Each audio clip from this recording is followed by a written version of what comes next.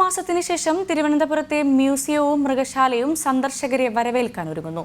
Covid മാനദണ്ഡങ്ങൾ പാലിച്ചായിരിക്കും നാളെ മുതൽ പ്രവേശനം അനുവദിക്കുക. കുട്ടികൾക്കും പ്രായമായവർക്കും പ്രവേശനത്തിന് അനുമതിയില്ല. 7 മാസത്തെ അടച്ചിടലിന് ശേഷം മൃഗശാലയും മ്യൂസിയവും നാളെ മുതൽ സന്ദർശകർക്കായി തുറന്നു നൽകും. പ്രഭാത സവാരിക്ക് എത്തുന്നവർക്ക് വേണ്ടി പുലർച്ചെ 4 മുതൽ മ്യൂസിയത്തിന്റെ കവാടവും തുറക്കാനാണ് തീരുമാനം. പ്രതിദിനം 1000-ലധികം പേരാണ് ഇവിടെ പ്രഭാത സവാരിക്ക് എത്തിയിരുന്നത്. കർശന നിയന്ത്രണങ്ങൾ അനുസരിച്ചാകും പ്രവേശനം അനുവദിക്കുക.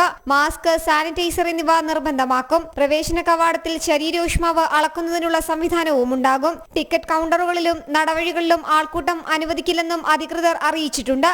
ഉപയോഗിച്ച മാസ്കുകളോ മറ്റു സാധനങ്ങളോ കോമ്പൗണ്ടിൽ വലിച്ചെറിയാനും അനുവദിക്കില്ല.